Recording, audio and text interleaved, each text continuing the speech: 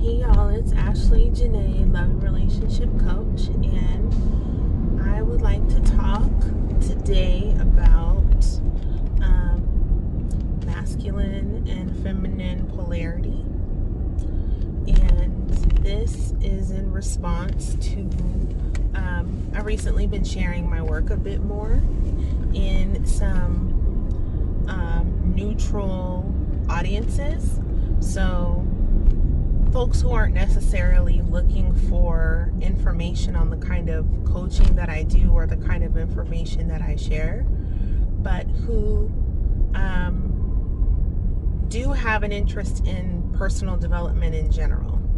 So I shared some of my work in a forum about personal development, and then a friend of mine shared some of my work on her page, and the reception was, in general, it was mixed, but in the personal development page I got a far more positive response than negative. There were some negative responses, mainly from women who identified as like the strong, independent, super smart, high achieving woman, and that is my ideal client. That is the kind of woman that I seek to work with intentionally, because I know the struggles around this concept that this woman would have. And that is primarily because as a woman who identifies as strong and independent, self-sufficient, super capable, has made a lot of amazing things happen, probably high earning, or at least, able to provide for herself pretty well. It's a bit difficult to hear that perhaps you're not really in your feminine energy, especially if you're someone who does your makeup and your hair, and you're tired of hearing that you're not feminine because you are a bit more assertive in the workplace, or because you're super intelligent and you don't want to be dependent on a man or have to follow a man's lead on things when you feel like you know better.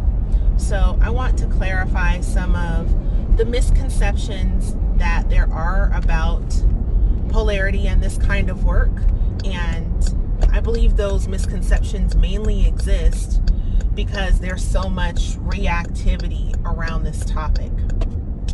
So first, I want to clarify, I'm in no way suggesting that you allow yourself to be led by a man who is not capable of leading you. That is where we get into the importance of how you vet a man and how you look at the qualities that he possesses to determine if he is someone that you can comfortably submit to. Now, you need to be able to submit in general. If you don't want to submit at all, then that is something for you to work on. But if you're like, I have no problem submitting as long as I know you got me and that you're going to make wise decisions and make sure that me and our family are good, well, that's reasonable. That's a smart woman.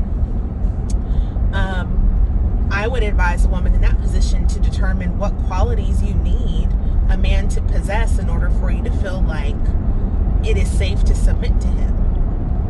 What does he need to be able to do? What does he need to show you? What does his life need to reflect to you so that you know this is a man who's capable of leading me into a place that I am okay being led to? Someone who can lead me just as good or maybe even better than I can lead myself. And what I would say conversely is, if you are with a man who you don't trust to lead you because he is showing signs of not being able to make wise decisions, he's not proven himself to be trustworthy or responsible, or level-headed enough to be logical, then those are things to pay attention to. So I would never advise a woman just to have a man to get with someone who's going to lead her astray or into a ditch. Of course not. that just wouldn't be smart. But again, I think sometimes folks get into the extremes in this argument because there's just a lot of charged energy around submission, around women following men or allowing men to lead them when you feel perfectly capable of leading yourself. And you can. That's the beauty of our current society, is if you want to choose to be your own leader, to be your own woman and take full responsibility for your own self, then you can. However, when I speak about relationships with men who are really activated in their masculinity, a lot of times they do want to be the leader. Men's primary need is typically respect, and women's primary need is typically love. The way that those two are shown is ideally operational in a situation where the woman is submitting to the man's leadership and the man is leading the woman through his devotion. So he is basically completely trustworthy.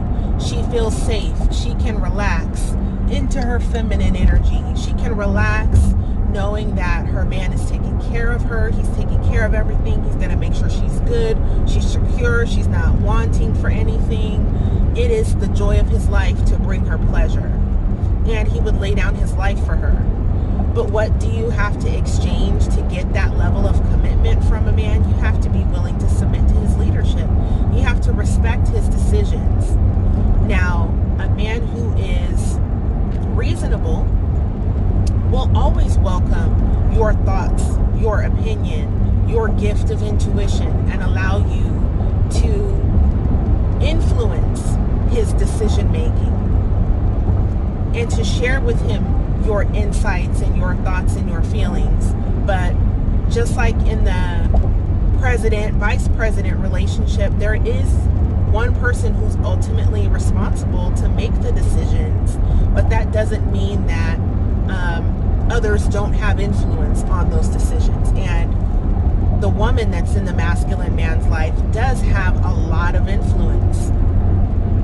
However, there cannot be two presidents. There cannot be two leaders. And, people that tell you that, I'm not going to say what's not possible, because there are people who feel like, well, we both lead and we both take turns, we lead each other. I've heard that. Okay, y'all lead each other. But what I would say is, for a woman to lead, she has got to be more in her yang energy, which is the more masculine side of things. And for a man to follow a woman's leadership mentally, psyche-wise, he has to put himself in the position of being a follower. And the masculine, just talking about energy, not even talking about male, female, the masculine is not a follower. The masculine is a leader. Masculinity and femininity, yin and yang, they have characteristics that are exclusive to them. And following is not a characteristic of the masculine. So a man can very well allow his woman to lead him. I saw someone mention something like, there's mama's boys out there. Well, number one, I don't know a lot of women who want a mama's boy. There are some that do consciously. There are some that are attracted to mama's boys unconsciously because there's some unfinished business there. But if you want a strong, independent, capable leader type of masculine man, number one, he's not going to be a mama's boy. He'll, love and respect his mother and love and respect the feminine, but also know his role and take great pride in it and take it very seriously and fully embody it. And as the masculine, he will take responsibility for leading everyone and making sure everything is good. And if it's not, then that is a burden that he bears on his shoulders, because he is assuming responsibility for everyone's well-being. That's a lot of responsibility to carry for anyone. But he welcomes this. And this is what allows the woman to relax into her femininity, to be soft, to be loving, to be a feeling creature, to tap into her intuition, to flow, to be artistic, to be inspirational. All of the things that we as women typically are naturally, you're able to flourish in that when the security part is taken care of, when you don't have to worry about being in survival mode or hustling to make sure that you have enough money or enough provisions to be safe and well. If the man is taking care of that, then you're able to focus your mind on other things. And those things that I just mentioned are not things that men are typically focused on, because they are focused on the provisions. They're focused on the security.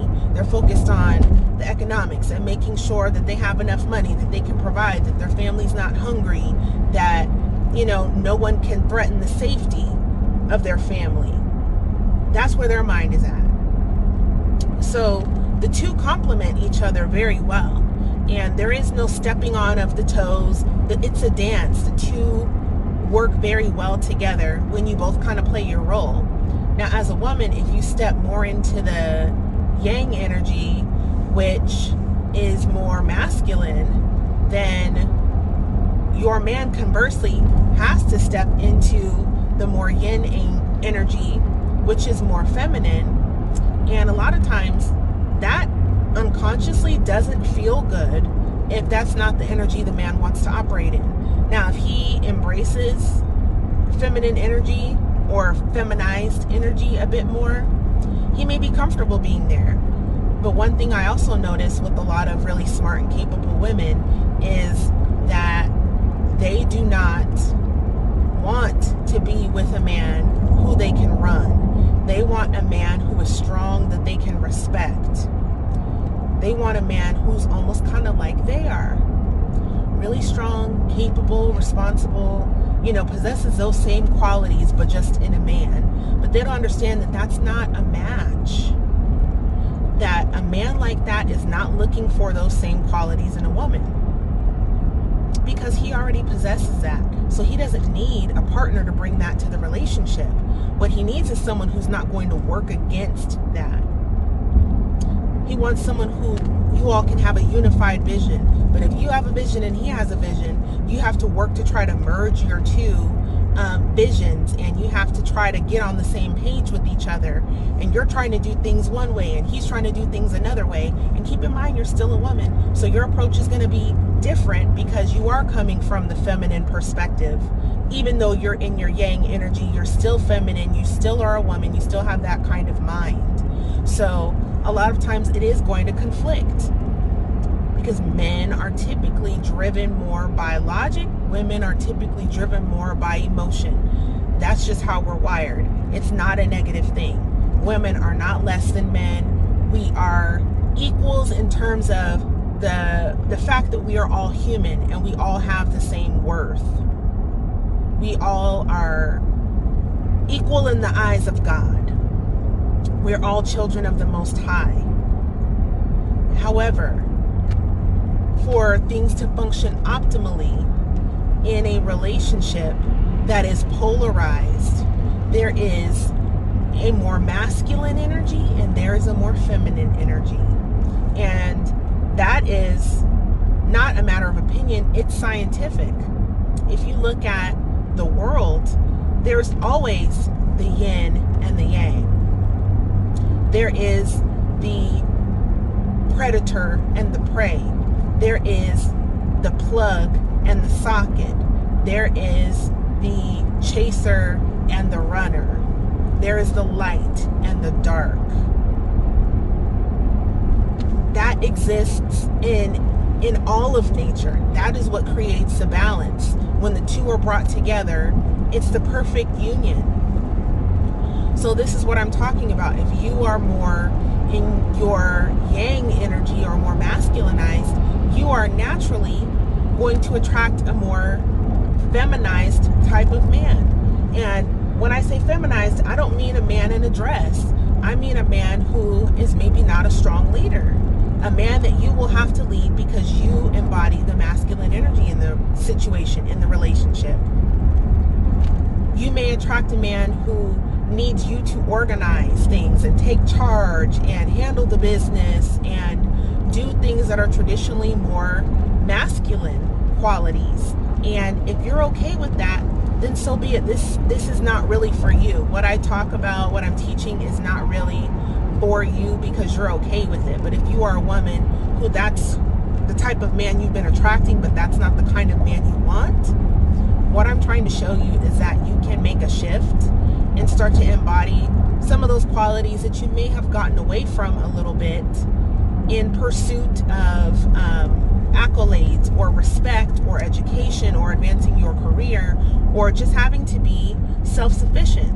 Maybe you're a single mom, or maybe you're a single woman who's been on your own and had to take care of yourself and make things happen, and you've just naturally drifted a bit more into the yang energy, but you notice that it's not meshing well with men. And sometimes you're not even aware that it's not meshing well with men. You just wonder why you keep attracting men that aren't meeting your standards. You have to look at the kind of men who meet your standards and ask yourself, what do they want in a woman? And is that me? You have to kind of reverse engineer it and look at, am I presenting what those men are looking for? Or am I, for lack of a better phrase, trying to catch them with bait that they're not interested in? Are they not interested in the fact that I'm so smart and capable and that I can do everything on my own, that I don't really need them, but I want the company of a man? Is that a role that they're looking to fill? And if not, then your choice is either continue on with your same approach and keep getting the results that you're getting because life is speaking to you. Your results are telling you how on track you are with your goals or not. If you're not seeing what you want, then you need to recalibrate. But if you don't want to, then you don't want to. You keep getting what you've been getting. But if you do want to adjust so that you can get different results, I'm trying to show you what polarity does and the importance of polarity when it comes to creating a balanced and harmonious connection. Think about dancing. There cannot be two leaders. When two people try to lead in dancing, what does it do? It causes chaos. Okay? I know what is behind a lot of women's fear to relinquish leading, because to them it equals relinquishing control, and giving up control is a very scary thing for a woman who has not been able to trust that she will be taken care of by a man and not taken advantage of. Typically, when you become a masculinized woman, it's because you haven't had that reliable, strong, masculine presence in your life that you could lean into and lean on and feel safe with. You've learned you had to be everything for yourself, and you had to end up being everything for everyone else too. So now you are the go-to. You're the rock. You're the one that handles all the business. You're the strong one. But guess what? Unfortunately, strength does not attract protection. Strength attracts things that need to be protected. So if you're embodying that I'm strong, I can take care of it, I can handle it energy, then you will attract people who subconsciously put more and more on you because you got it. They may not even do that with everybody, but they'll do that with you because that is the energy that you embody. That's where you're vibrating at. You are a match for more and more being put on your shoulders. And I can speak about this because I have been there. I have seen these results in my own life and the lives of countless women that I know and that I have worked with. So I'm telling you this not from a place of just talking, but this has been proven. This is basic relationship dynamics. And no, like another person said in the comments about the work I'm talking about, I'm not saying to take us back to the 1950s, because the problem with the 1950s is those women were lacking in resources and options to walk away from situations where they were being mistreated and abused. Women nowadays We are very educated. We have options. We have provisions. We can take care of ourselves, and that provides us a way out. And that's great. I am not against that at all. But what I'm saying is you do have to create room for a man. If you're so self-sufficient that you don't need a man for anything, then there is no place for him in your life. Men don't want to just be in your life to sit there and look pretty. Okay, or to be, there when you want to cuddle and you want some physical attention and someone to accompany you on trips. That is not the function that a masculine man will want to serve in his woman's life. You have to think about what the men you want, the type of man you want, is looking for in a woman, and ask yourself, are you that? And is that what you've been getting offers for? Is that what's been showing up in your life? If you've been attracting the opposite, then it's safe to say that that's not the level you've been on, and you will need to shift to start seeing different results. And that is all I'm saying. If you want to lead, if you want to do, if you want to have the freedom to complain, be my guest. But my question is just to ask, how is that working for you? Is it working out well? Are you in a happily committed relationship that is polarized, where you are the feminine energy, your man is the masculine energy, and y'all are both cool with how things are flowing? There's more harmony than conflict. You both feel fulfilled in your role. He doesn't feel like his leadership is being doubted or questioned. He feels trusted by you, and you feel safe trusting him to take care of you. Is that the kind of relationship you're in? If it's not, then maybe just consider being open-minded to what I'm talking about, because it's a universal concept, and it's based on something very scientific that's not about keeping women down and oppressed. It's actually a mindset that allows you to be the most precious thing in a man's life, to the point where he would lay down his life for you gladly. And I don't know a woman that would not want sacrificial love like that, or to know that she's safe, to never have to worry or want for anything. And a lot of us do not know how to get that level of devotion from a man, especially when you feel like you don't need a man. And you make that clear to men. The men that meet you know that you feel you don't need a man. And does a man want to be where there is no need for him, where there is no use for him other than your entertainment? Probably not a masculine man. Not a man who takes pride in protecting and providing and keeping his family safe and well and keeping his woman happy. Probably not. This is all just logical thinking. If you really sit back with an open mind and think about it, it's quite logical. And again, I'm not trying to set society back 60, 70 years to where women didn't have rights. I'm all for women's rights, but I feel like the feminist movement has done some harm in that women took on more masculinized roles, jobs, and qualities and aspirations, but we are still societally held to feminine standards and roles. So we now have double the work. Men's role hasn't changed. We have seen more of a decline in masculinity, and I believe that's directly correlated with women embodying more of that masculinized energy. So men are conversely becoming lazier. They're becoming poorer leaders because there aren't other men who are strong leaders in their communities and in their homes teaching them how to be strong leaders. They're being led by women who are teaching them the feminine way to lead, which mimics how masculine men and masculine energy leads, because it cannot be the same.